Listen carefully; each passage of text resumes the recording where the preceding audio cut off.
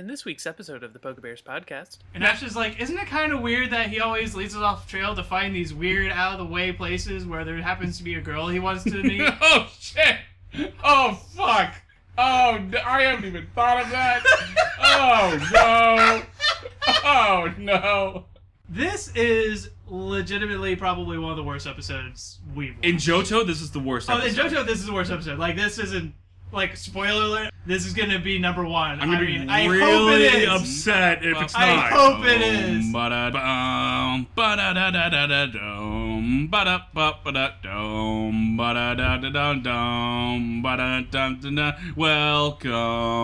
to the PokéBears Podcast, where it's two old men just talking about a children's show about magical flying and firefighting creatures. And the results are usually kind of disappointing, maybe, I don't know. Well, today they were. Hello, everybody. Welcome back to another exciting episode of the PokéBears Podcast, where we where we watch the Pokemon anime and review them 5 episodes at a time. I mean, I guess we listen to them, too. We do listen. We watch and listen, but usually the listening part is implied when you say... Like, when you say, I watched the movie yesterday, no one goes, oh, did you hear it too? Oddly enough, no! No, I had it muted the entire time. I only watched. Let's jump into it. Let's just go. Yeah, okay, episode 149. 149. The Fire Ing Squad. Fuck. That is one of the worst titles they've had. Yeah, no. Like, that is But do you get it, though? Do you get it? It's because they're fire fighting. Ing. Yeah, Firing Squad. Bad title. Terrible title. Borderline one of the worst titles they've had. They've had some doozies. Not the worst, though. No, the worst is the Beach Blank Out Blastoise. Oh, yeah, no, that's terrible. That's so forced and terrible. So, we begin with Ash and crew in a Pokemon Center right after the events of the previous episode, the trading one. Yeah. So, like, Ash is returning his Tauros. Yeah. Meanwhile, Professor Oak wants to keep his Heracross. So, why doesn't Ash just keep his Tauros? Well, he's gotta have room in his party to catch the other Johto starter Pokemon, Nick. He has, what, 4 Pokemon on his team? No, he's got 5. 5. 5, yeah. He still has 5 at the start of this episode. Oh, yeah. Because he has Pikachu, Bulbasaur, Cyndaquil, and Chikorita, and Squirtle. And he has, yeah. I remember this episode. Or I don't remember this episode. I remember the events of this episode. I didn't. Well, we'll get to that as we go As we go along. One of my notes is Ash's team is now very short, like in height. It's very short, and they're all very polite. It's like they all met a minimum height requirements. And Heracross was too He was too big. tall. You had to get rid of him, man. He was too tall. I guess even now, at the end of this podcast with Totodile, there's still that. Totodile's only 1'8", yeah. Yeah, damn. Dude, wow. This episode is about firefighting competitions. Which, are those a thing in real life? I've never heard of them. I feel like that would be very dangerous, but I don't know. There might be, like, firefighting conventions. Yeah, I don't know the life of a firefighter. Like, any firefighters who are listening, let us know in the comments. Yeah, I would be if you've very ever fight interested. simulated fires for a contest. Because that seems very dangerous, but I don't know. And then I wrote, didn't we just do a firefighting episode? And right as he asked that, guy came in. Yeah, like right after, like I just said that sentence, and like the War Turtle squad. Harris something. I wrote it down somewhere. Hayden. That was it. Oh, Caden. I don't know. It's a stupid name. So Caden has a bunch of War Turtle. If you remember from the one episode he was in back in the Orange Islands. Because War Turtle were the best in the evolutionary line, not Blastoise. No, not Blastoise. Fuck you, that's why. They're too fat. They're too fat. Fuck the fat Pokemon. And then they bring in Officer Jenny from the Squirtle Squad episode. Same Officer Jenny, too. The same one. And so Squirtle's all like, hey, it's my previous friends. Yeah. This is the most previous episodes, I think, that have been directly part of the plot of another episode. Yeah. Ever. 2. Yeah. That's honestly kind of impressive right there. Now, could one argue that for each Pokemon that Ash sends out, that's... No. Okay. No. That correlates to the episode it was caught in. No. No. Because we never see the fucking Charmander guy again. We never don't. see the girl who has all the Bulbasaurs. But we see the Charmander and the Bulbasaur. We don't see the guy who Ash gave away his Primeape to ever again. We don't. That one's bullshit. That one is bullshit. I'll come back for you, Primeape. No, you won't. Jenny obviously wants Hayden Caden's dick. Oh my god. The sexual tension between the two of them. Like, she was like, oh, I'm Officer Jenny, and I heard you do really well. Like, there wasn't this much sexual tension in all the Star Wars prequels combined. What the fuck, Pokemon anime? Brock would kill to have what Hayden does. Yeah. For whatever reason, Caden and Officer Jenny, they just click, man. Like, it's very clear that They're they both want to... tall, generic characters Yeah. who don't do anything and raise water Pokemon like that. Yeah. Yeah, they got it, man. They got it going on. I've never seen so much sexual tension. So this firefighting competition, let's talk about it. Once again, we must thank our god Dialga. But Praise ye, Dialga, god of time. all these people are bringing in like sets of the same water Pokemon, or not even water Pokemon. Like there's a Muck dude as well. Yeah, he was like in the background until we got to his part of the competition, though. Yeah, he was. But like all these different like sets of water Pokemon, and Ash is like, I'm gonna enter because if I don't participate, I'll cry. Pretty much. So he sends in a ragtag group of like some of Misty's Squirtle, Pokemon plus Pikachu, and then Pikachu, and then like 2 of Misty's Pokemon. Hey, maybe he can zap the fire away. That's literally what I was thinking he was gonna do when he sends him out that burning building competition. I mean, if Scyther could cut fire. Yeah, exactly. I was like, what is Pikachu gonna do? Zap the fire away? And if he had, I would have died a happy man. That's the only thing I even remember from that other episode, really. I can't even remember the name of that episode. Before the competition starts, it's something about war turtles, I don't know. Before the competition starts, Hayden, Caden, and Jenny share the targeting practice room. Oh, yeah, that's and it's right. revealed that Officer Jenny's terrible at training Squirtles. It is. She's had these for 2 years. Oh, I thought that was part of the competition. No, they were I thought just it was training. like a preliminary round. That was training. Was it training? Yeah. Oh, okay. Wow. Yeah, she sucks, though. So Ash's Squirtle had to step in and be like, yo, And step on their tails. be Pokemon. Yeah. You guys need to Pokemon better. And then it's like, wow, Squirtle... I think it's then that they nonchalantly say, Squirtle should be the leader of the Squirtle squad again.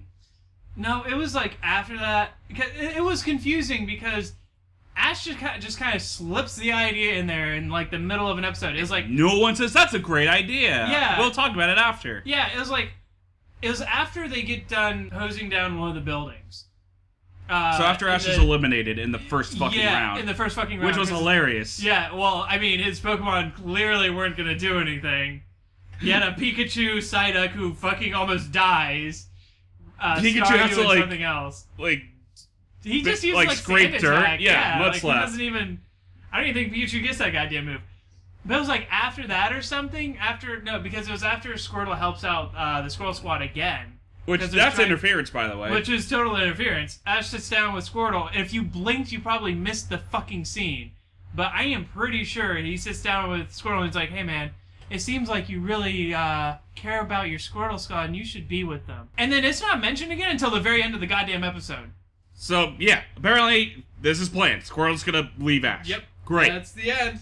That's the end of Squirtle in this goddamn show. I guess Squirtle's not part of the Squirtle Squad team. Yeah, I guess? Yeah. Are they allowed to have 5 on their team? It was ambiguous. They're allowed to have 4. They're allowed to have 4, and then 1 like leads. I think that's because like both Squirtle and the Wart Bandana Fat War Turtle were leading like their leaders. respective their teams. Yeah, they do water competitions where they put out a fire, and then the second one is they put out a fire, but they also have to rescue a Clefairy. Like it's a bunch of just the same thing. It's Team Rocket is in this episode for like a goddamn minute. Did they show it before at all? They did. They did for like a second. They were outside the window, and they're like, Yeah. "Oh, we should steal all those water Pokemon." Yeah, those are very valuable water Pokemon. And they were like, "That's a legit plan." That's okay. a legit plan. And then they pop up out of the ground in the fucking fire extinguisher robot called the Torture Scorcher. I appreciated that name. I did not hear that name. That's a pretty good name. Yeah. That's a pretty good name. So it's this giant fire extinguisher that spews out fire via these two flamethrower arms, and it starts just scorching up the place because, Team Rocket are legit terrorists. They are. And they do manage to capture a bunch of Pokemon, but the Squirtle Squad and Squirtle...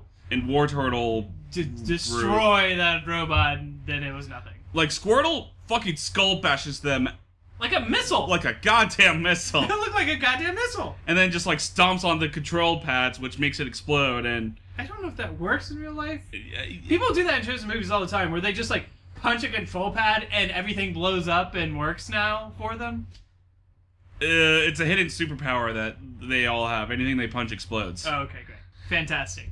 My favorite part, though, of Team Rocket being in this episode was they're on top of a giant robot overlooking the crowd. And Officer J's like, "You're under arrest." Get down from the giant robot spewing flames so I can arrest you. You're under arrest. Oh, respect my authority. And Team Rocket's like, no. By the way, speaking of authority, they use the fucking same bullshit voice announcer and bullshit announcer referee that all the gym battles use. I am a respected authority. You have to respect... You have to acknowledge that my rules are the final rules, bitch. You do that voice surprisingly well. Thank you. You're welcome. Yeah, so Team Rocket served no real purpose to this episode. Just it was Team drama. Rocket quota. Yeah, it very haphazard and lazily put in. But hey, the other people did try to help to give this episode credit. Yeah, it wasn't just Ash being like, "You can't do it." Which I guess makes this a better episode than the one where he steals the torch. Because in that episode, if you remember, the stadium is full of trainers who all have presumably teams of Pokemon, and Ash is the only one that does goddamn anything. Yeah. So this one's at least, I guess, better than that episode. So the last round, I don't even remember what the last round was exactly. Was it the one where they're capturing Clefairy? Yeah, that was the last round. The one? Yeah. And then they had to put out the fire again. Yeah. And in the, by 0.003 seconds, yeah, Jenny's team won. Yeah. There was no fucking, tension. They had to play catch-up, too. It's a problem. Yeah, there's no tension. It was okay, obviously they're gonna win because the script needs them to. And that's all it is. There was no tension. I never once was I don't know, maybe the Squirrel Squad won't win. I mean, it would be interesting if the Wartortle team won, because then it would be oh, hey, now that they have Squirrel, they can win next year's thing. I feel even narratively, that would have been a more interesting choice. Because I feel that would have got along the point more across that Squirrel needs to be there to help them. But no. Nope. Squirrel's there, and they need him now, so... And at the very end of the episode, Ash is like, "Bye! Bye! Here's a quick flashback where you should have been featured more, but fuck you, Squirtle." Some of these flashbacks, even the more recent ones, are from 80 episodes ago, but I guess fuck you, Squirtle. Squirtle deserves so much better. He did. Squirtle, offers his hand to Bulbasaur. Yeah, who doesn't want to take it at first. But then he's he reluctantly, grips his hand in a handshake. And you asked this, what tension is there between them? Yeah. If there was any, it hasn't been referenced in literally, 120 episodes. Because, the only indirect tension they had was when they were lost on that fucking giant Pokemon island. Yeah. 100 episodes ago. Over 100 episodes ago. Over 100 episodes. I mean, I guess their personalities are different. Squirtle's usually, jolly and But they haven't fun-loving. had enough time to interact with each other for that to mean anything at all. It was just so contrived and stupid. So it's a bunch of bullshit. It is a and bunch of Ash bullshit. gets rid of his second Pokemon in 10 episodes? Fuck. Within 10 episodes, I think. And if you count Heracross, then 3. Shit, yeah. Well, the 2 would have been the same one, so let's not count Heracross. Okay, yeah, because I think Ash will use Heracross again. Yeah, he can. He has the he has the option to. So, Nick, how much did you like this episode? I actually struggled a lot with this. Between 1.5 and 1, I think my final verdict is going to be 1, purely because there was no fucking ceremony in getting rid of Squirtle. Like, there wasn't. Like, even with Butterfree, there was more ceremony with it. Butterfree's, like, by comparison, Butterfree's send-off was fucking heartfelt and meant something. And I still didn't even like that episode. And then next to Charizard's, it was bullshit. Yeah, Charizard's was, like, entirely character motivated and driven. Like, Ash is having, like, to struggle with it. Yeah, and it was set up through the entire episode that this might be a thing that might have to happen because it has to. Ash didn't give a fuck about Squirtle leaving. He was like, oh, well, I guess you have to. I was looking for an excuse to get rid of you anyway, because frankly, I don't like you that much, but whatever. I only used you like 8 times in the whole series, Which so is fuck you. why he pisses me the fuck off in the last episode that we're recording in this podcast. Oh, I can't wait to get to there. God! I'm gonna give it 1 too. I was gonna try to give it 1.5, but even like the animation felt kind of lazy in this one. The pacing was really fucking weird in this one. So yeah, there's just nothing about this episode that I can really pull away. Yeah. You know, it's dumb. It's dumb. And realistically, Squirtle deserves better. He does. We deserve better, Nick. We deserve We better. do. Next episode. Episode number 150. Mewtwo destroys everyone. This is No episode Big 150. Woop. Oh, yeah, no Big Woop. Big Woop. This episode's about Wooper. Yeah. And it's cute. and that's it. the plot. That's the plot of this episode. What the fuck was the sound effect that they used for a Wooper climbing a tree? Like, they It used was that, like- like, it was like- that 1930s, like, xylophone. That 1930s, effect. we figured out how sound works. A sound effect. So they're in the woods, and then they find a building, and they're like, whoa, what's that building? And then a Wooper attacks Brock.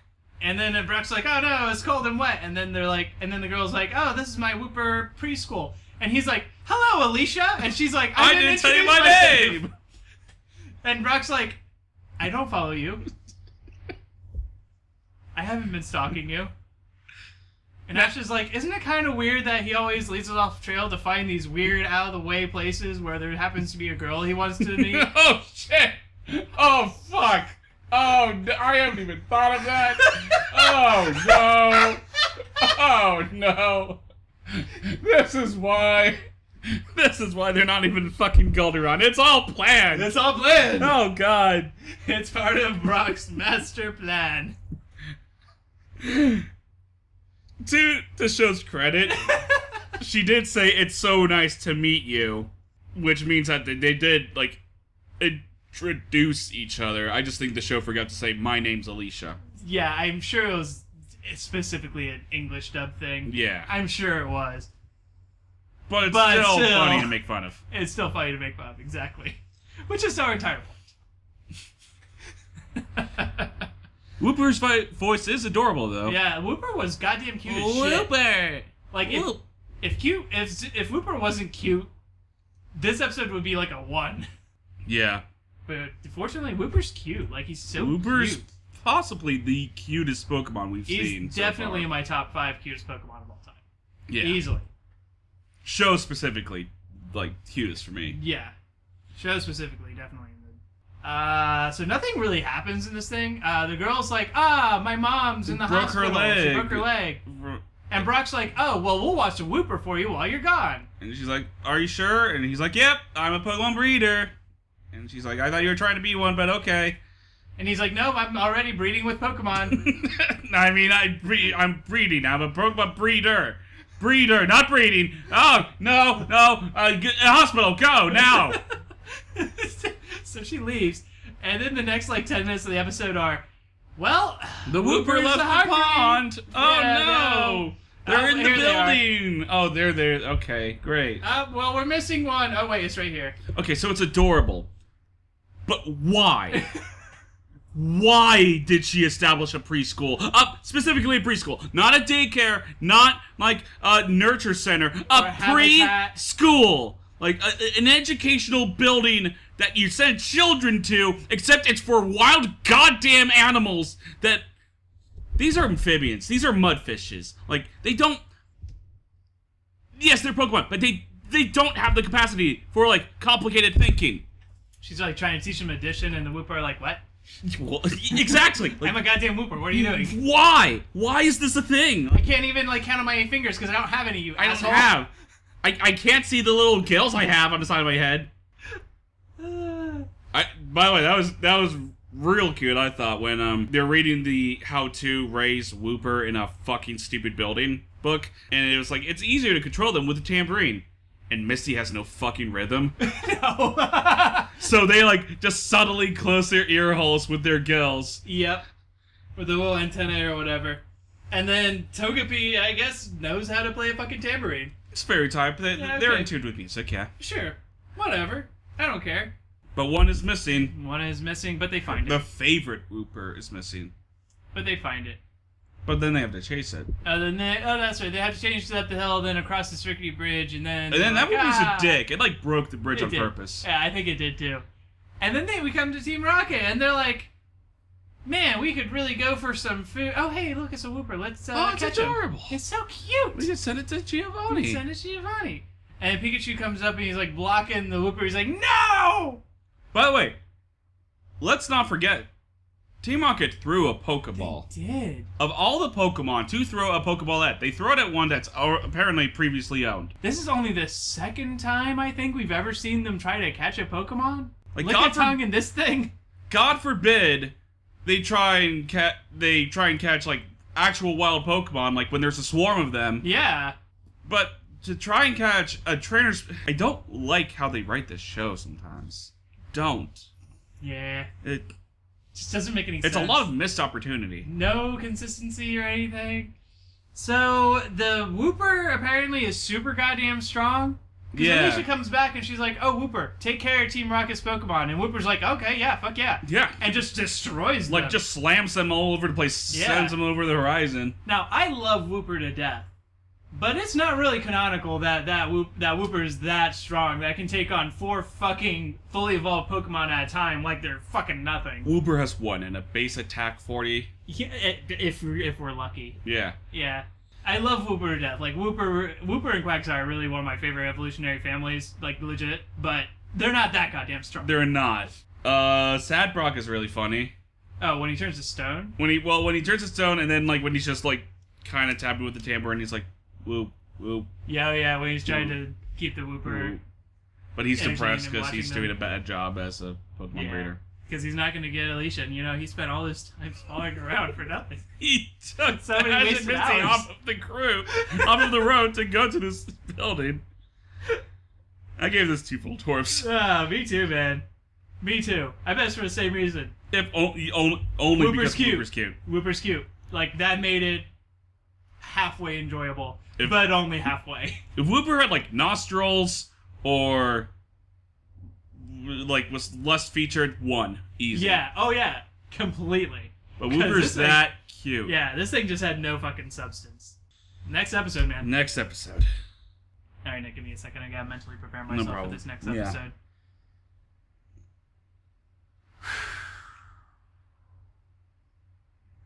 Episode number 151. Tunnel vision. Get it? Because it has tunnel vision for the nostalgia. All the nostalgia coming back. Hate this episode.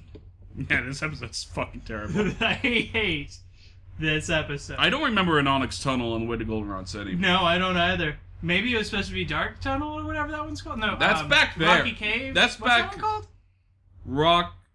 Rock Tunnel is in Kanto. Kanto. I think that it's one Dark Cave. No, it's not Dark Cave because Dark Cave is the other one that's literally dark and you need the HM. No, I'm thinking of like Dark Cave is like a huge fucking cave. Like, it goes from Blackthorn City down and then... Yeah, but the one I'm thinking of is the one between Oh, Violet Faulkner and and yeah. Well Cave? No. I don't know. Who Does gives it a really matter? No, Does nothing it really matter? matters. It's not Onyx Nothing's Tunnel. Nothing matters. Everything's arbitrary. There's a Jigglypuff. I- Jigglypuff's fucking back. Oh, and Snubble. And Snubble. Snubble is fine, like, compared to Jigglypuff. Yeah, but it's still pointless and stupid. Just because it's not quite as obnoxious and annoying as goddamn Jigglypuff, that doesn't mean it's good. It's better than Jar Jar Binks too, Nick. It is. Doesn't mean it's goddamn good. I would know that's specifically about how cute Snubble is. Yeah, it was cute for a second. Snubble. I will give this episode props for one thing. Ash is like, oh, it won't be a problem to go through Onyx Tunnel. After all, I have my Squirtle.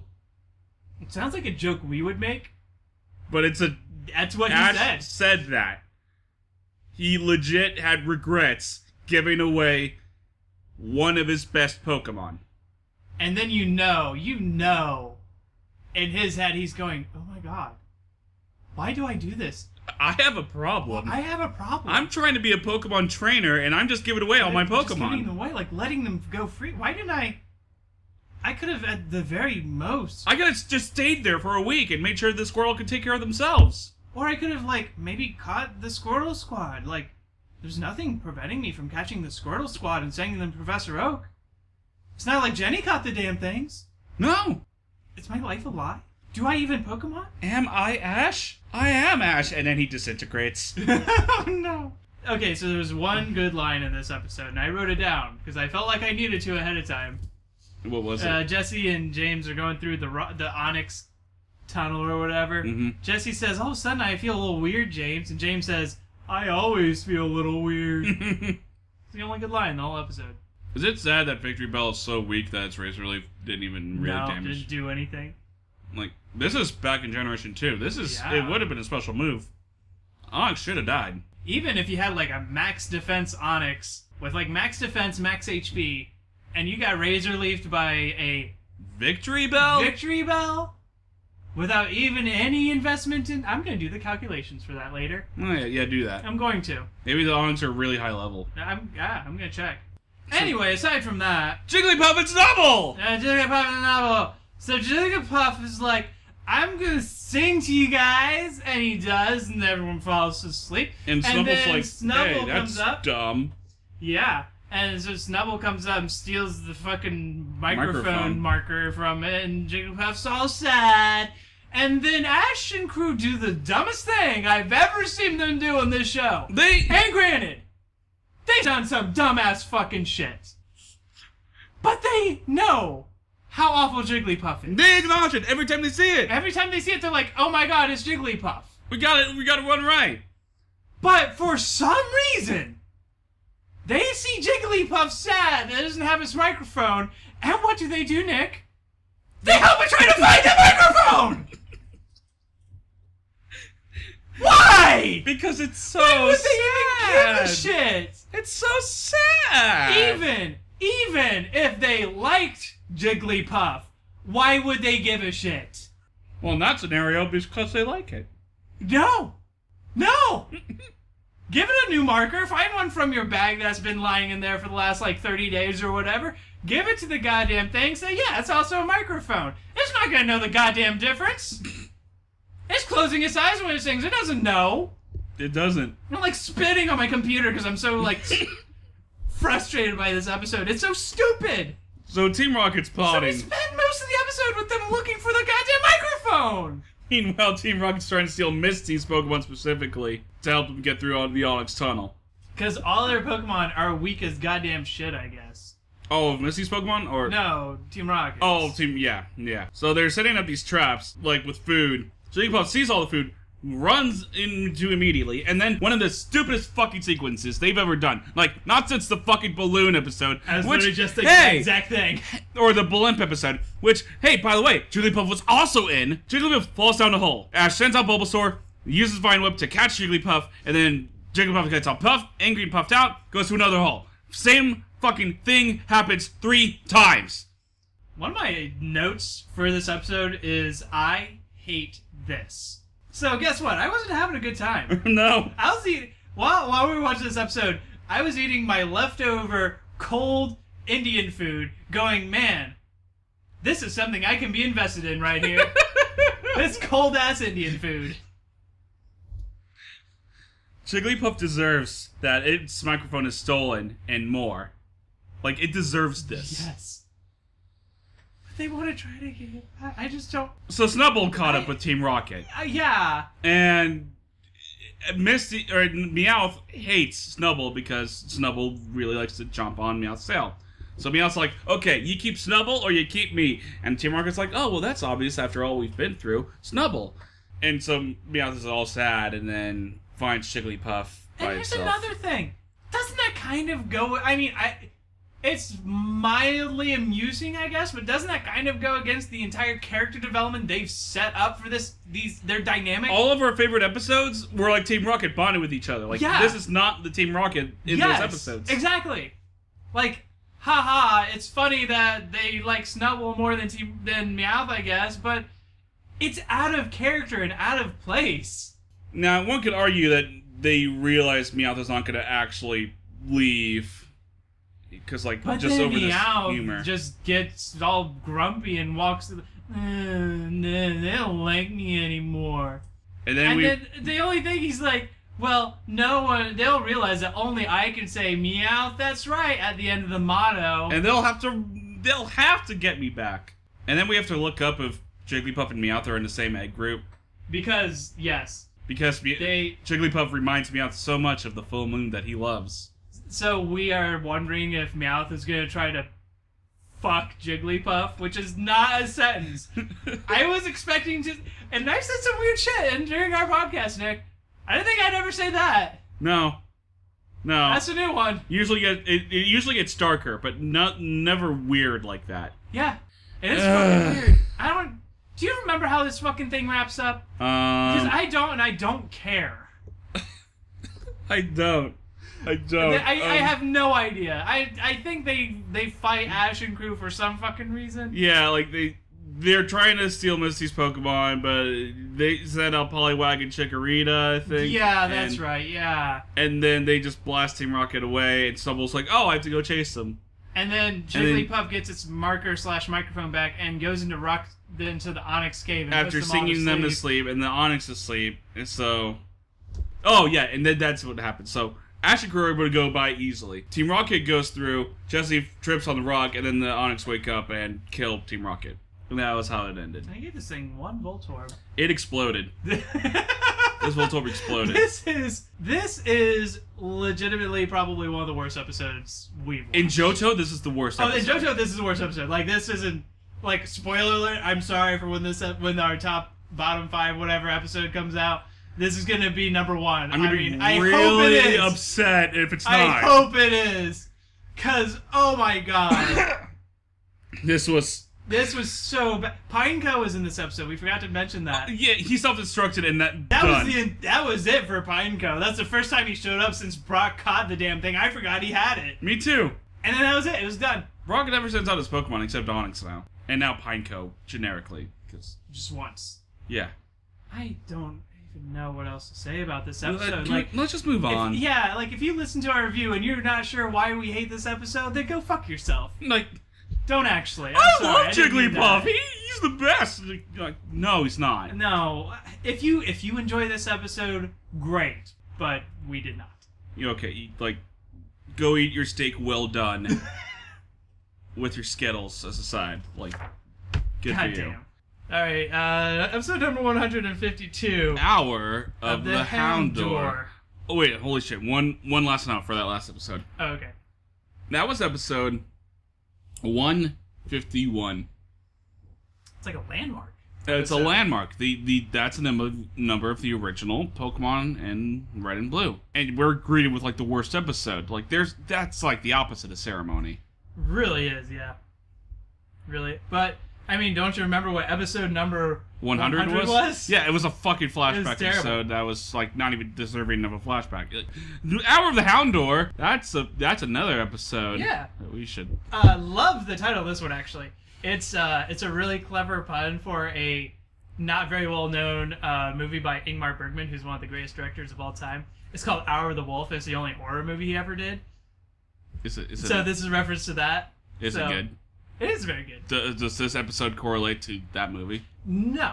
Okay. No, the other movie's a psychological horror movie about an artist's inner demons coming out and blah blah blah, that kind of shit. It's not that at all. Not even close. But it's in title only. Which, by the way, rhymes because of the way they pronounce it. Houndour. Houndour. No. I mean, I don't usually try to get upset about pronouncing Pokemon's names differently. But it did bother me the entire time, yeah. It did about like the entire time. Every time they said Houndour, I'm like, just Houndour. Just Houndour. It's Like Hound. Like, oh, you can make the O sound. Oh. It does all the time. I don't know, man. I did not take very many notes on this episode. My first note was like halfway through it. Yeah, I don't even know what this one is in reference to. That's how long it was. Ash is coming back from the woods, I guess from training or something. I don't fucking know. And Misty and Brock are like, oh, hey, Ash, do you have the bread? What bread? The bread we gave you like an hour ago? Oh, yeah, I put it in my backpack. Where's your backpack? Oh, shit! My backpack's missing. Turns out there's some tracks coming along, so they have to go find this mysterious Pokemon or whatever it is that's taking things. And, then we see Nurse Joy with her Chansey, and they went grocery shopping and stopped by this ice cream truck for mint chocolate chip ice cream. It was a really weird edit in there where the guy says, here's your mint chocolate chip ice cream, ma'am, and they like cut to Nurse Joy putting down her groceries on the table, and I was like, either I don't know what mint chocolate chip ice cream is, or that is a terrible idea. No. What happened was immediately after they ordered it, they grabbed the groceries and put it on shelf. Yeah. Then later they were given the cones. Yeah, exactly. That's what happened. Exactly. That's what I'm saying. Like, it was either a terrible edit or like I don't know what mint chocolate chip ice cream is. It was confusing. Yes, it was. Till the ice cream actually came in. But then Team Rocket steals the ham from the groceries. Bag. But then something mysterious steals the ham from Team Rocket, and then they have to go follow that and it's Houndour. It's Houndour. Yeah. I should point out that Ash conveniently doesn't put anything in his backpack, I guess. Yeah, he keeps his Pokedex and Pokeballs and badges all on him. Like in his pockets in his like vest and shit. So I guess his backpack is only like food and necessities like camping supplies. Yeah. Huh. Very convenient. Yeah. Oh well. Brock has a plan to carve out of wood a fake bread or meat thing. He's boiling the food, wherever it is. For this great cook, he's just boiling whatever generic lump of meat and or bread that they had.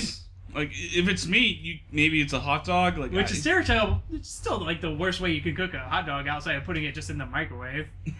That was disgusting. That is so bad. But if it's bread, which I thought it was, then ew. That's even that's disgusting. So the trap worked. The Houndour went for the wood, and then they came back weirdly. And it's Houndour, and they're all angry because it's like, you tricked us, you bitches. And bitches get stitches when they tricks us.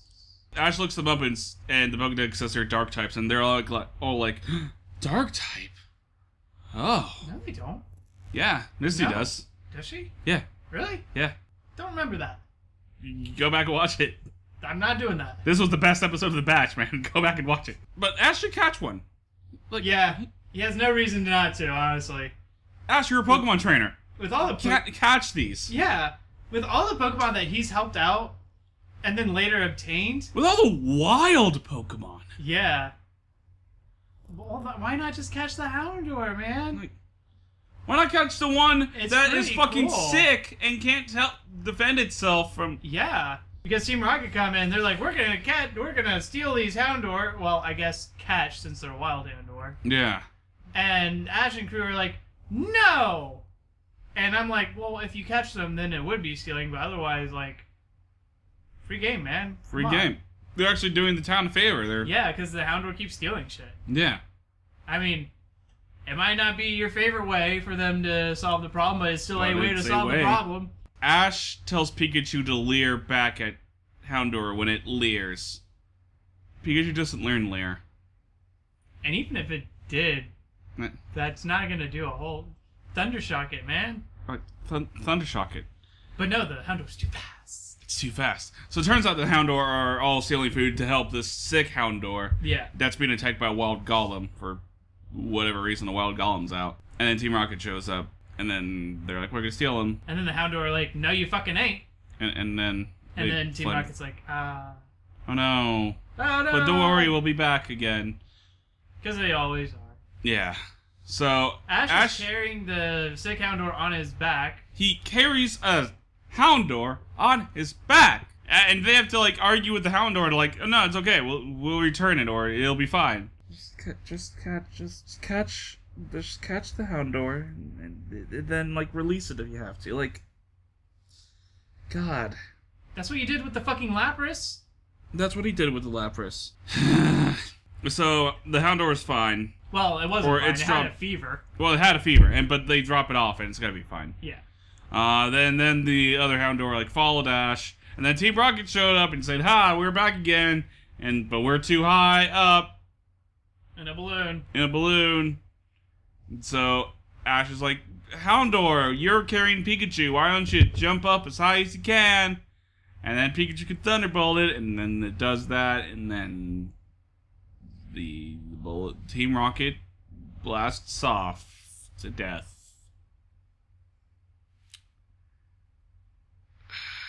This episode, was there any other big beats in this episode? I feel like that was it. Team Rocket did their anthem, and then Ash said, "Okay, very nice, now leave us alone." I thought that was funny. That was funny. Also, another thing, the first time Team Rocket attacks, they're like attacking the Houndour, and Ash is like, "No!" And then from a cliff, 20 feet away, yes, I forgot about he this. suddenly like jumps down and grabs the Alpha Houndour and jumps out of the way. Like, don't you know, man? Ash has super speed. Super strength, super durability, and super speed now? And don't forget super endurance. Not to mention, he can almost drown like 80 times and be fine. I thought super durability would have included super endurance, but okay, yeah. Nope, two different things. Oh, yeah, because durability is purely to take hit, and then endurance is like, you can run a while. That's true. Yeah, this was the best episode, 2.5. I also gave it 2.5. I was glad that they made me give a shit about the sick Houndour, but the pacing of this episode was abysmal. Like, I barely remember, like, the plot of this one. Well, I remember the plot, I just barely remember, like, the contents of it. It just seems like we went through the whole plot in like 5 minutes, and I feel like there was more plot than that, but I can't think of anything that actually else happened. Probably nothing, like, important. Probably not, no. Like, I feel like there was enough plot to cover however many minutes, but yet it didn't seem like there was at the same time. Next episode? Why not? Alright, episode number 153, The Totodile Duel. So this one's about, they come across a village of sentient Totodiles. No, we're not doing this, Nick. We have to do it, come on! No. This is such a bad patch! Let me live my fantasy! Okay. Which is also what happened. They come across a town of sentient Totodiles, but it's like in Wild West times because they just like kind of evolved. They're evolving at a fast rate, but we'll cover that in a later episode probably.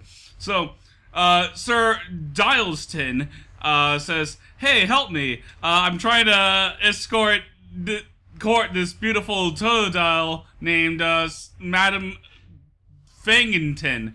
And Ash is like, "Whoa, this is weird, okay. But in order to do that, I have to duel the Baron Toto Man." And so they duel with Ice Fang and water guns, and it was cool. I gave it 3.5. It seemed a little sudden, and the fact that they don't really go into how these are sentient Totodiles that are able to talk kind of irks me. But, you know, it was cool. It had good story.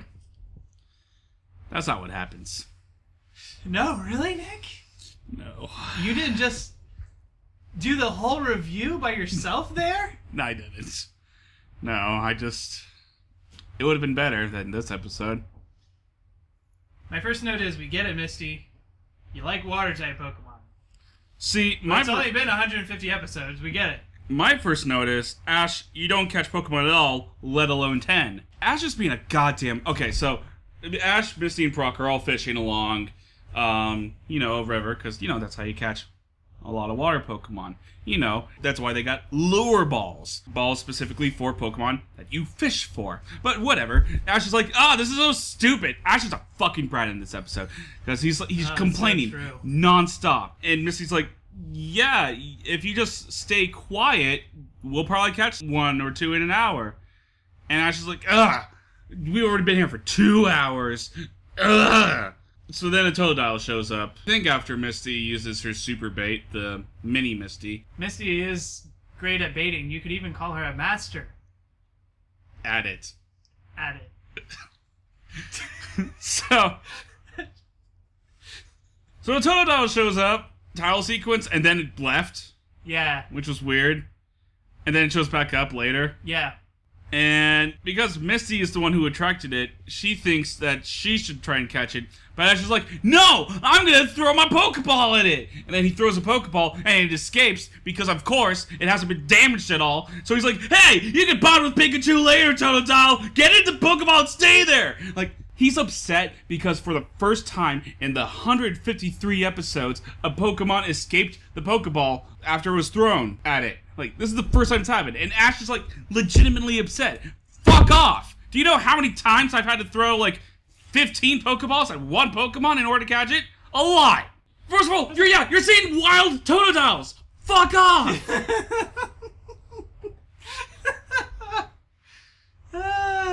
And it is Misty's complete right to try and catch this Totodile, because It went after her lure? it went after her lure. Misty is in a Pokemon battle right now. She's in a wild encounter. So she should be the one throwing the Pokeball. Ash is doing the equivalent of what that Mr. Mime lady did with the clown episode. He's doing the exact goddamn thing. He's interrupting a Pokemon battle saying, no, I should catch it. Fuck off. I hate Ash so much in this episode. Fucking Christ. I'm lowering my... I might lower it even further. I don't know. They both throw their lure balls at the Totodile. Totodile hides behind some bushes, and both Pokeballs go after it. And then we hear the one of them catching catches sound. it. Yeah, one of them catches it. A lot of Pokemon are caught behind bushes. They are. At least two. 2 in like 30 episodes. Yeah. So Ash and Misty are both like, well, luckily that was my lure ball. And they I both know. fight over it, and Brock's like, shut up, for the love of God, be quiet. I'm gonna take care of this for now. You two can talk about it however you want it. And then, like a couple of bastards, Brock and Ash are like saying, hey, why don't you battle for it? Which is bullshit, because Ash is the only one who's like the experienced battler. He's the one who has the direct type advantage in all 3 of the Pokemon battles they're gonna do. So they're going to do the best 2 out of 3 Pokemon battles. And Ash has 2 grass-type Pokemon and an electric-type Pokemon, and Misty is a wired Pokemon trainer. This is bullshit. It is a very... Like, clearly Ash is going to win. Ash doesn't even have a right in the first place. Let's just get back to that. You are set on that. I am. And he's been complaining the whole fucking time. You don't get to have a Pokemon after you complain that much. No. He's a whining, incessant child in this one. He really is. That is a very good point, though. He really, really is. So they do have a Pokemon battle, and Misty sends out her first Pokemon is going to be Togepi to fight Pikachu. And Pikachu feels too awkward to hit a child. Yeah. It's a Pokemon battle. You're allowed to. Togepi's old. Togepi's at least a year old, which for Pokemon standards, That's pretty old. that's old.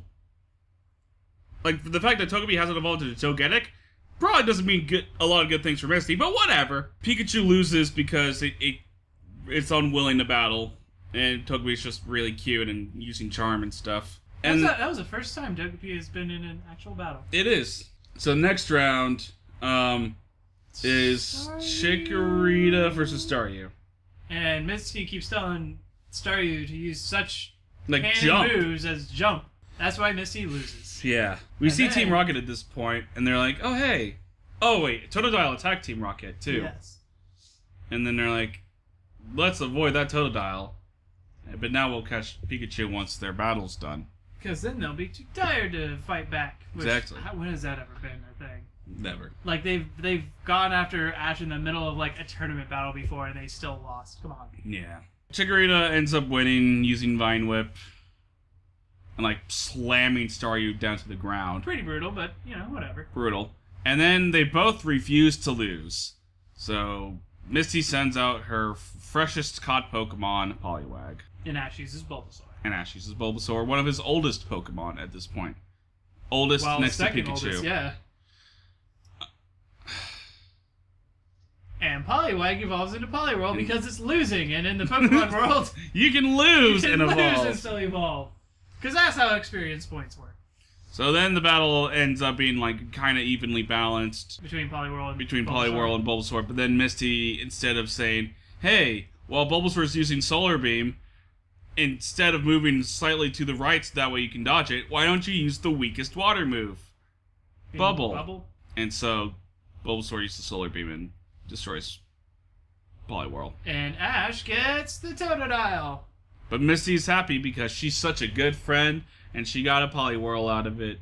And it is super legit mature of Misty. That Brock points out. Like, that's a really mature viewpoint, Misty. Too bad the mature person couldn't get the Totodile. No, we have to reward whining and impatience and main characterisms. Man, you are making such a good point against this episode that I'm lowering my score by half a Voltorb. Oh, and then Team Rocket comes in. They're dressed up in, like, old maids out, like, in, like, 1890s ladies outfits. God, I forgot about that. And then, like, Pikachu is too tired, but Ash is like, oh, but I have a Totodile, and Totodile proceeds to destroy them, and then blasts them off with Water Gun. And Totodile's adorable. Totodile's adorable, but he didn't have much personality or character in this episode at all. In fact, he didn't have much presence. He didn't get a lot of screen time in this episode. If Ash wasn't such a dick, I feel like he would have, though. Because, like, Totodile was... Yeah. Throughout the episode, Totodile was just, like, dancing and, like, being all cute. And, like, Totodile's going to be the spaz of this team. Of his team. Yeah. Did you give this any Voltorbs? I originally gave it 1.5. It's a 1 now. I'm wondering if I should give it an exploded Voltorb. Jesus. Purely because Ash is a little asshole dickhole? That's why it's a 1, but, like, everything else about this episode was at least interesting, so I can't punish. It's a 1. It's staying at a 1. Okay. Because Ash does not deserve this Totodile. He doesn't. He didn't treat his Squirtle like... His Squirtle was treated like shit. And unceremoniously given away. He does not deserve a water starter. I didn't think the pacing was bad in this one, and I enjoyed the conflict. Like, I was invested enough to care about who got the Pokemon at the end. But the way that it should not have been a battle. Because that is very unfair to Misty. Yeah, I agree. I think I was originally going to give it, like, 2.5 Voltorbs. But you raised some really good points. I'm going to lower it to 2. I wasn't mad at this episode, per se, but you're right. Ash was being a little dick. This is like the worst Ash has been in a long time. Yeah. So yeah, I can't really reward that with a positive rating. So yeah, 2 Voltorbs for this one. Well, hey, let's go on to something more positive. Yeah. Something that always manages to cheer you up.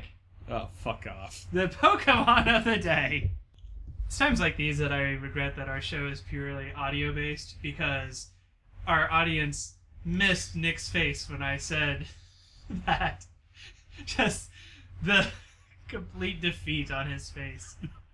It was so sad but funny at the same time. Alright, Nick. You're going to pick a number between 1 and 323. 4. No, 323. No, I'm picking 4. You're picking the number. I'm picking the ugliest number, 4. Pokemon of the day is Excelgor. Okay. So how do you feel about Excelgor? I've raised one, but... Me too! Like, I raised it back in 5th generation, or maybe 6th generation, I don't know. I don't have my 3DS on me, so I can't tell you the exact details, but I can tell you the approximation of it. Did you go for a speedy Excelgor? Because Excelgor is a speedy Pokemon. No, I went for slow bulky. Really? No. That's a terrible choice. Yeah, I went for speedy, special attacking. I did too. Did I go for a Final Gambit set on this one? I can't remember. I might have. Giga Drain, me first. Oh, do you do Z-Me first? I boss. haven't used it at all since. You need to do Z-Me first. Because Z-Me first, it turns the move into a Z move, right? Into the Z move that the opponent was going to use specifically. So if, like, it's an attacking move. So if they were going to use, like, Burnout, it would turn into... Z Inferno Overdrive. Damn. Or just Inferno Overdrive. Or just Inferno Overdrive. So with a good prediction, that could be awesome. It could be. And I think it raises your speed at the same time. Damn. That's a super move. Yeah, it's pretty cool. Yeah, I mean, it is a glass cannon, though. It is a glass as fuck cannon. It's at least fast, so it's not Yeah, like... but that's like all it has going for it. It's super fast, and it's got a decent special attack. Like, what, 100? It's 100. Wow, good job. Good prediction. I remember. 100. I remember, because I kept looking at it because I had to breed it, right? Yeah. 167 max special attack, so if you're going to make it a special attacker... Is that at level 50? Yeah. At Okay. level 100 is 328, if that's how you prefer to look at them. I just go by base. So if you want to make it hit hard, you better either make it modest or slap a life orb on it or something. Or timid, yeah. If you're gonna make it timid, you should Give it a choice. specs. Probably. Base HP is 80, which is halfway decent. So final, like I'm pretty sure mine is the final gambit set, and it uses final gambit pretty well because it's so fast. Like it can do damage before taking damage. If you need to get something out of the way. Oh, because Final Gambit's a kamikaze move, right? Yeah. You're doing as much damage as you have HP left to the opponent, and then you kill yourself. And what's its base HP? You said 80? 80. Okay. So, like, that can do some hefty damage to something that's... Especially if it's already at least a little bit damaged, it's probably going to take it out. Right. Would be my guess. If you want max HP. It has a physical attack stat of 70, Okay. which seems like a waste of a stat. Yeah. Oh, well, they probably didn't want to make it too powerful with Yeah. they didn't want to make it like 50 speed. Yeah, it And was a then 145 speed. So 145 speed and then like a 120 special attack. That'd be absurd. But since it's such a glass cannon, you could almost even do that. Yeah, You know, it could. like, So, like because it's- a sucker punch and it's dead. Yeah, because like its defenses are 40 and 60. Jesus. Like it's a glass fucking cannon. I think I'll try to make a physical attacking one at some point, Good luck. just for the shits and giggles of it. But it's not gonna ever be something. Its abilities are hydration, which it's a great ability, but wasted a little bit on Excelgor because it's glass cannon. What are its other abilities? Sticky hold, and its hidden ability is unburden. Unburden could be useful if you just want to like go for a Godspeed Pokemon. Yeah. Like give it a berry and then it eats it. Excelgor is not one of my favorite Pokemon, honestly. It's not. It's fast, and that's kind of it. It's a ninja and it's a bug. I like it. Yeah, I like its Like- design. I do like its design, but I like I like Ninjask more. Ninjask more. I also like Escavalier more. Yeah, the counter to it. Yeah. What is that? What are those two Pokemon based on? Like, do the real life versions of them have a kind of relationship like that? I assume there is no Excelgor. It just dies. But Excelgor seems to be based on an Auto Racer or Ninja combined with a giant tube worm. It also may be based on the bagworm Pupaw. Huh. And as for Escavalier, I don't know. It's a beetle that removes the shell of a bagworm and then puts on that shell. Yeah, I think I don't know why they... I'm sure there's some reason. 5th generation is just weird. It was. But I like the concept of these two Pokemon. Me too. It's just... It's just odd. Yeah. When they're traded with for each other... And only for each other. And only for each other, they evolve. Yeah. Excelgor has some good, like, support moves for double battles, like Encore and shit. That's why he's so fucking annoying in the battle tree. If you want to do like a support set with like Encore and maybe a couple other setup moves, just to Rain be Dance a or dick. something, just to be a dick, just to help out like your main attacking Pokemon, you could probably do that okay. I give it 2.5 Voltorbs. This has been probably one of our shortest podcasts because I can't think of anything else I can say about Excelgor. It's got a pucker face and it's dumb. Like it kind of does one thing and it does it really well, but then that's all it does. And you can prevent it from doing that one thing very easily. If you paralyze Excelgor, If you paralyze it, if you priority hit it, or if you put out a Pokemon that completely walls it, like probably most Steel types. most steel types, fire it has Pokemon, Focus it can't Blast, really do anything but- against. Yeah. So like it's not a bad Pokemon, but it's why the full phrase of Jack of all trades, master of none is it's better to be a Jack of all trades and master of none than to be master of one. Yeah. And this explains and this shows why that is. Because it only does one thing. And that's speed. I'm fast! Sonic's the name, speed's the game. Poketalk? Yeah, Poketalk. Okay, great. Alright, Nick, we've been saving this topic a little bit for... A rainy day. A rainy day. This feels like a rainy day. It does. It's hot, Ironically, right? it's hot and It's hot, sunny as balls. And my air conditioner doesn't work. Other than that, I guess the sweat dripping off of us could be That's rain. construed as rain. And that's gross. I'm just kidding. We're not that sweaty. At least I'm not. I don't think I am. I don't So feel it. we talked about some of the first couple gym leaders The first a while couple back, gym leaders. and we're skipping the 8th gym leader from now. We're going straight to the The Elite Elite Four. Four. Because fuck you, it's our podcast. We do what I want. Fuck you, 4 through 8. Or 3 through... Fuck you, 3 through 8. Right? For no reason. We just don't like you, I guess. So we're going to talk about the first gym Elite Four member for each league. And for the ones where you can battle them in any order, we're just going to go... Bottom left. Bottom left to bottom right. So, Lorelei, or as she's known in the anime, Prima, is... Lorelei.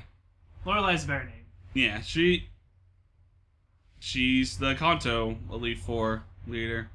She kind of shows like what sort of the problem is with Generation 1 in retrospect.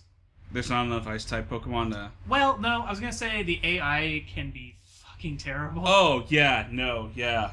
Because she uses, what, Haze and Barrier. Some of her Pokemon, let me pull up her team really quick so that I can use that as a reference point. You don't have your laptop in front of you, so I guess fuck you.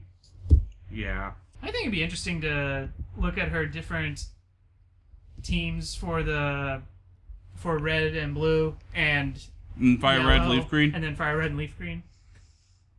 Because she does have slightly different teams, I think, or at least different moves in yellow. A little bit different in yellow. So when you Google knowledge, when you search Lorelei, Lorelei Gilmore is the first one to show up. That makes sense. I haven't even seen that show that much, and that's still like one of the first names that comes to my head when I hear the name Lorelei. God damn, her boobs are ridiculous. Oh, her Fire Red Leaf Green sprite's pretty hot. Or the artwork for it. Lovely. So, her team is... Not all Ice-type. No, that Slowbro kind of stands out, doesn't he? That's Slowbro, and I think that's it.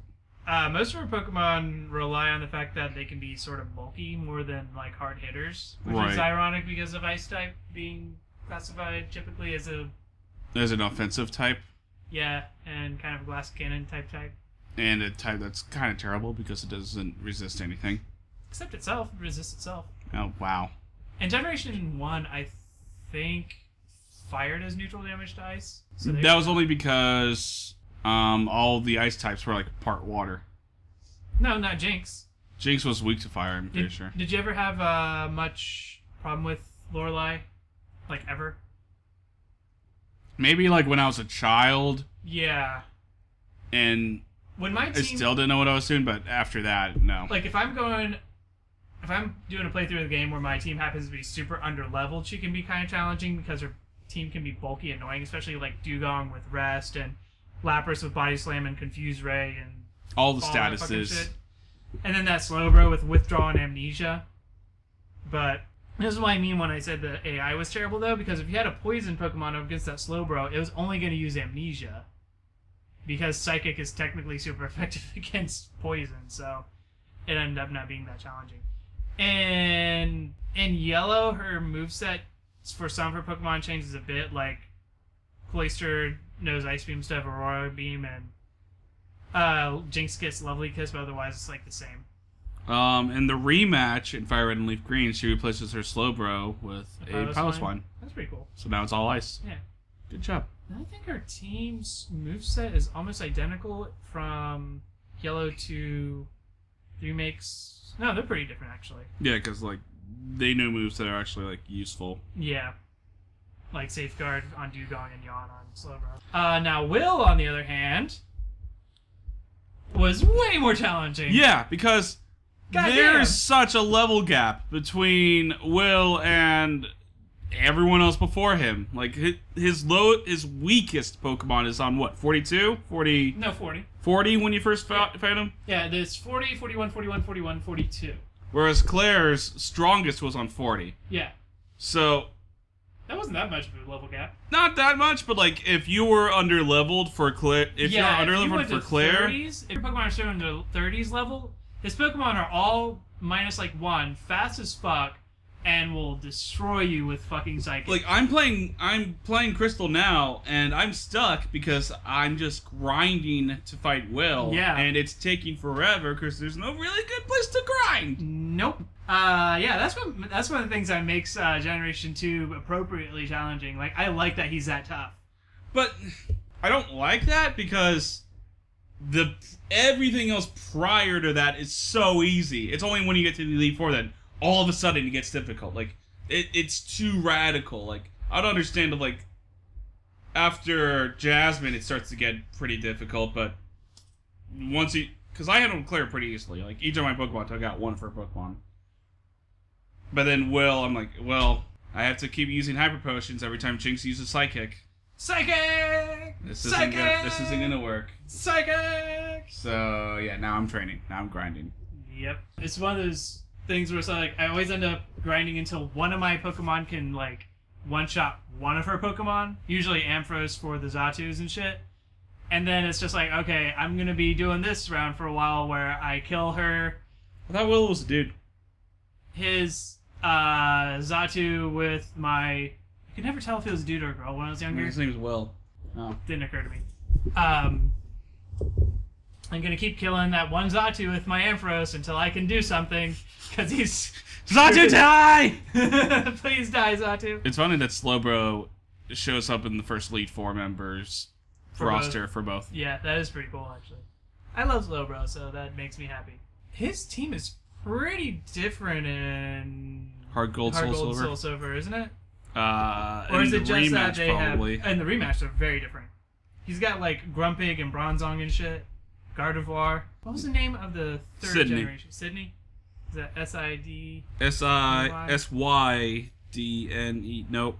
That's S-I-D-N-E-Y. S-I-D-N-E-Y. Okay.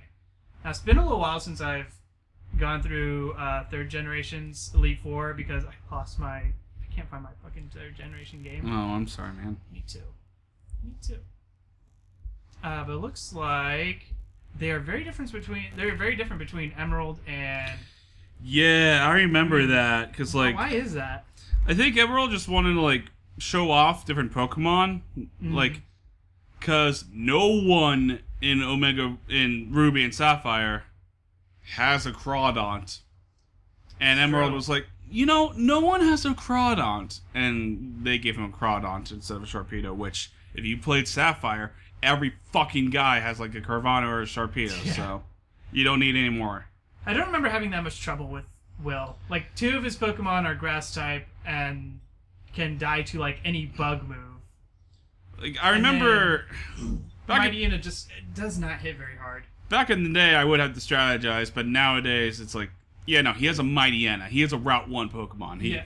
Plus, like, all of his Pokemon, like, with the exception of... Well, actually, none of them. They're all, like, physical attacking Pokemon, but Dark was a special type back then. So he couldn't really hit you that hard. I think Absol was his strongest Pokemon because it knew like Slash and Aerial Ace. It also had Snatch, which is a cool move, but like it's not an attacking move, so he didn't have many like attacking Dark type moves, which is funny. So I don't remember ever having a problem with with Sydney, honestly. Nah, it was usually the later people in that generation I had problems with. Like, Glacidia's Walrein was always really bulky. Yeah. But we'll talk about that one later. Another day. 4th generation. Aaron. The bug guy. Now, his team could be a little challenging if you're underleveled. And I remember in Generation 4, it was a little bit tricky to grind. The last time I played Platinum, I kind of breezed through Aaron pretty easily. It's like, it seems like if you have the right team, he's not that hard. Wow, his team is very different between Diamond and Pearl and Platinum. Yeah, because Diamond and Pearl... Incredibly different. The teams in Diamond and Pearl are terrible that people have. Yeah, he has Beautifly and Dustox. But then in Platinum, he has Yanmega and Caesar. Yeah. That is a big difference. Like, Aaron's a sissy in Diamond and Pearl. In Platinum, he's actually like... He can let me actually have some Pokemon. Yeah. He was also cool because in Platinum, they introduced, like, trainer animations. Yeah. So he would, like, jump down and be like, look at me! I also liked Aaron because he was... I think the bug type doesn't get a lot of recognition by the leagues usually, but he was... An Elite Four member. An Elite Four member with a fucking Beautifly. Like, that's beautiful, man. Do you think he's related to Bugsy? No. What, just because they both have bug type Pokemon? And green hair. So? Lots of people have green hair. I don't know. It's the Pokemon world. Plus, they're in the second and fourth generations respectively. Like, So? the second and fourth generation have a lot of correlations with each other. First generation introduced a lot of evolutions to second generation Pokemon. Doesn't mean they're related. No. Okay. They don't have to be related, man. They can just coexist in the same universe. Two green-haired dudes who both train bug Pokemon. Maybe it just so happens that people who like train bug type Pokemon have green hair. Well, it's like you dye your hair, or like you just are born with green hair and you like to have bug Pokemon. Yeah. I like my thing more. I think it's just a Makes more coincidence. sense. Okay. So, did you ever have any... Like, do you ever find Aaron to be challenging, or do you think he's kind of easy? He's kind of easy. He's kind of easy? It's always like the later people with me, usually. I don't usually have much... Stop me. I don't usually have as much problem with Aaron as I do with... Bertha. Bertha destroys me. I can see that. I don't usually have as much problem with Aaron as I do with, like, Will. I would probably rank him the second hardest, though, because Lorelei, once you know her what team, to do, Lorelai's easy. And then Thunderbolt Sydney's to just Flamethrower. really easy. And Sydney's super easy. Fifth generation. So now we're going to go just like leftmost left to right. person. That's the Ghost Girl, right? Chantail. Hold on. Yes, it is. Because it was Chantail, Grimsby, Psychic Lady, Fighting Dude. And the Elite Four members were the same in both, and the sequels, right? Yeah. That's what I thought. But I'm sure they have different teams. Let me see. I like how, like, the Elite Four in this one has, like, actually. different... They have hobbies. Yeah. Chantail's a writer. Yeah, that's pretty cool. And their staircases were cool. Dude, I love the 5th gen games. Especially, like, I felt like they really upped their game with, like, the animations. The animations and the storyline. Yeah. Yeah. Like, they had conflict. They had people who were, like, struggling to catch up with you, and people who were just mad that you were better than them. Exactly. I don't ever remember having that much trouble with Chantal, but it kind of depends on what order you challenge them in. I usually just would use dark type attacks. Yeah. Her Golurk gets Curse and Earthquake and Shadow Punch, so, you know, you be sort of hard. It's pretty powerful. Pretty tricky. Yeah. And then, you know, Will-O-Wisp on Kofagrigus is always going to fuck you over. Fuck you, Kofagrigus. Kofagrigus is an awesome Pokemon. It is. It's when you're battling and it's like, ugh. It's like, Chantel was the hottest in the Elite Four. You have a thing for nerdy girls, Nick. I do. You have a thing for nerdy girls. Lorelei. If there are any nerdy girls out there who are like, I could go for Nick would go for me then. He's married, so I am don't married. even. Yeah. So 6th gen we have Drasna. Drasna the Dragon Lady. Drasna the matron. The matron Elite Four member. Yeah. 6th generation's Elite Four was pretty darn easy. It was. And the which is champion was easy as fuck, man. Because, like, her strongest Pokemon isn't even her pseudo-legendary. It's a Mega Gardevoir. Which... You have Mega Pokemon. Yeah. But as far as... Chantel Drasna? By the time you get to an Elite Four member with Dragon-type Pokemon... You have plenty of options. Between, like, other Dragon-type Pokemon that are available very early on in the game, and all the fairy types are running around, plus steel by this point. And ice. There's a whole fucking route full of ice types. I don't remember ever having that much trouble with her. In fact, I think she was one of the easier ones. I think the one I usually have most trouble with was the steel guy. I'd always fight her either first or last, depending on like either whether get I her want out of the the way easiest early, way. or okay, I know I can beat her. Yeah. Not that hard. I always had trouble with the water dude. Steel guy. Yeah, I can see that. Steel guy's annoying because of his Klefki, but other than that, he was fine. And that only leaves. There are actually two who appear. Two on in the 7th overlap. generation. Yeah. Hala and Mullane. Mullane. He's his Pokemon are of the Steel type, and Oh, we're talking about the sequels sequels. first. Okay. Oh, sorry. Well, I guess we should do it in order that they Released in. really. Yeah. So you get Hala. Hala, who I never had any trouble with, honestly. Maybe a little bit, but I don't remember. Hala is one of the people who in those two, in Sun and Moon, his Hariyama uses Endure, and I believe he has a Pokemon that has Sturdy. No, Fake Out. Oh Yeah, yeah, it's so Fake he Out, has. that's it. So he's one of the people who's guaranteed to damage you. That's what it Yeah. is, and that's fucking annoying. Yeah, it is. Especially when you're trying to like grind your Pokemon Like through the Elite Four. I should be able to do this in just 5 moves. Come on. Before in their first matches, and this is something I always forget until I look up his team. 3 of his Pokemon only have 2 moves. Again, I really wish we were also a visual medium because What? Nick's face right there. Yeah, his goddamn Beware only has Hammer Arm and Brutal Swing.